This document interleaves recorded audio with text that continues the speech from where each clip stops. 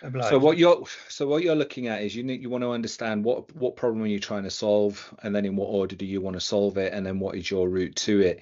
Once you get into governance, risk and compliance and information security, these are industries in their own right, and they come with incredible costs, right? Incredible costs Yes. associated with them.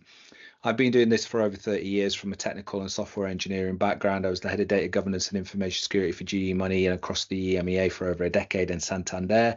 And I built, started, and exited out of a cybersecurity consultancy in 2018, which I sold into a private equity firm.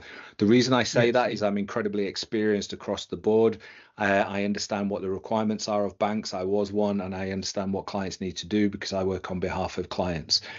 So what we're going to look at is the order in which you need to do it. Your first requirement is to meet the requirements of the law, right? So you are in a multi-jurisdiction environment. You're going to need some legal help, absolutely. So some of the points that you've referenced on here, NIS2, DORA, for example, right? GDPR, General Data Protection Regulation, the management of people's data, are laws that are going to apply to you. You will need help on those to understand the nuances and the technicalities. Each one of those will rely to some a greater or lesser extent on the 27001 standard. 27001 is an information security management system standard. It is not an information security standard. It is not designed to make you more secure.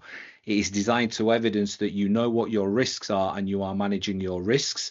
And the management of risk may well be the acceptance of risk, the acceptance of no control, and you will still get certified, right? What the laws are doing is saying, look, this is a benchmark. It's low hanging fruit. We would expect you to have that. And when it looks at certain things that are within it, they will already be covered within 27001. So your starting point, what's your requirement? And I don't know now, it's not to answer now. GDPR, data protection. If you're in the US, same question, right? DORA, how was it going to apply in this? And then how are you going to evidence that? I can't help you with that. I can help you with the information security elements of that. When it comes to information security, there are two layers. There is governance, risk, and compliance, and there is security that sits underneath it. So when you reference things like NIST, NIST, NIST, for example, is a rule-based technical security standard. In the UK, there is a standard called Cyber Essentials, either basic or plus. In Australia, they have the Essential 8. These are all trigger words around security protocols that are rule-based. They say you will do this, and if you do not do this to this level, you will fail, right? So what they tend to be is actually very, very good because what they're trying to do is tactically address security issues that you may have. So it may be the case that you wish to attack security controls first in your environment. It may be, especially when you're looking at doing this as an individual across the board, right? When we look at things in the governance, risk, and compliance sphere, the two key trigger words that you've used are 27001 and SOC 2. They are both separate and again specialisms within their own right, both within my gift, and I understand them. Let's focus on 27001 and recap an information security management system. It is made up of what they call clauses 4 through 10. It's a management system in the ISO ecosystem that follows every single other ISO. 9001 for quality management, 22301 for business continuity, 14001 for environmental. The management system structure is based around a thing called Annex SL, and it is exactly the same. What it will structurally say to you is, can you demonstrate management buy-in, leadership buy-in, top-down driven? Can you demonstrate that you've got policies that state what you do? Do you understand what the scope is of what it is you're trying to protect? Do you understand what the risks are to that? And are you managing those risks? It will have other bureaucracy in there, such as doing management reviews, continual improvements. And 27001 is relatively documentation heavy, and the output of that is not necessarily more security. When we tell a client that we're 27001, the 27001 will be used at the procurement stage only. At the procurement stage, it is a filter I mean, you're too specialist for this to even count. What they normally do is they say, I've got 10 suppliers. How do I reduce the list? Right. I'll ask them if they're Right. 27001. If they're not, they won't proceed. Yeah. So you're in a unique position because you've got unique software that actually they're probably not going to care. Your clients may care more about the tactical security controls that sit underneath it rather than this layer of governance, risk, and compliance. When you get 27001 and you work with a large organization, a bank or a financial or whatever, or a manufacturer, they know that 27001 is a risk system. They will audit you anyway. So you can go through the process of building 27001, skimping it, accepting all of the lack of controls, get to your client, and your client goes, you've accepted not having antivirus. You've accepted one character passwords. We do not accept that.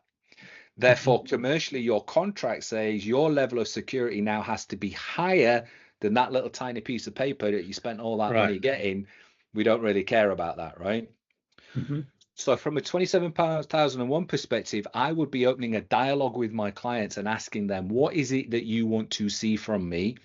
And if that is the route to get them what they want, great. And if it isn't, is it something else? Essential 8, Cyber Essentials Plus, NIST. Is there something else that gives you a better commercial feeling than that bit of paper that we all know is just a risk-based system?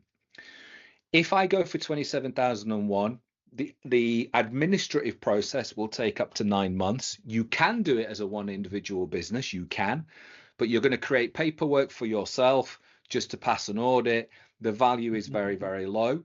It's a 6 to 9 month administrative in terms of length, and even as a one individual business, you're going to be looking around about the £5,000 price to take the test year one, up to £8,000 depending on who you choose to take the test.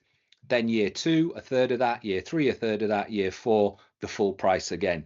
So you now start yourself on a treadmill of fees and cost. You've got to make sure that the value is right. The output of a 27001 is a one piece of paper that's a certificate, and that's all it says. Mike's Hopper software is certified. Gives me nothing else, right? If I move into the realm of SOC 2, SOC 2 is an accounting standard. It is driven and managed by accounting firms who pay ridiculous fees. Their day rates are through the roof. There is a limit to the number of accounting firms that can do it. Typical costs within the SOC 2 arena can range from 20 up to 40, 50, 60,000 pounds, depending on what it is that we're going to actually audit. SOC 2 does not tell you what to do. SOC 2 says, give me a list of all of your controls. You do it. You tell me what you've got. 27001 says, here's the list. SOC 2 says, I ain't giving you a list. You give me your list.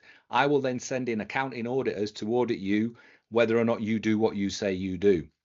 The output of a SOC report is a 60 to 100 page report, line by line, of every control that you do on how you meet it and whether or not you meet it or not. So you're paying a lot of money for a very detailed report that if you know you're going to fail, I wouldn't, because you're going to spend your life discussing with clients why you failed and what you've done to fix it. Okay. SOC 2 has a separate nuance in that it has a type 1 and a type 2, and I'm not going to bore you with that because it's not on your radar. But in terms of costs, £5,000 to £8,000 for 27001, probably 10, 15, 20,000 pounds for your SOC 2. SOC 2 incredibly bureaucratic. More questions in there about your business structure, your organization, your shareholders, your board. It goes, because it's an accounting standard, it goes beyond the tech. It goes above and beyond the tech. It covers your entire business, right? So be warned about that. Those are the two, governance and risk. Sitting underneath that is where you then look at your implementation of your technical controls.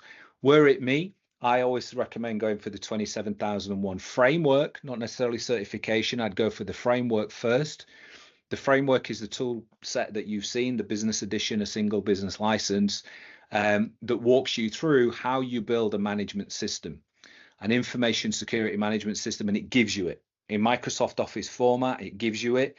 So you're not buying Vanta or ISMS online, signing up for £10,000, £20,000 a year in recurring fees with them.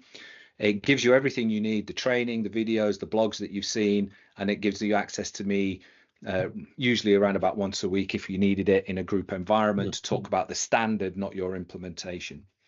That's how I would approach it. If certification is on your agenda, I will make an introduction after this call to the best certification body that I know currently for cost, time, and auditors.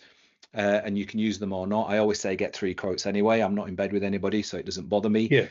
But I'll send you that link, and he can talk you through the actual process of accredited certification and the costs that go along with that. So again, it'll narrow some of that down for you.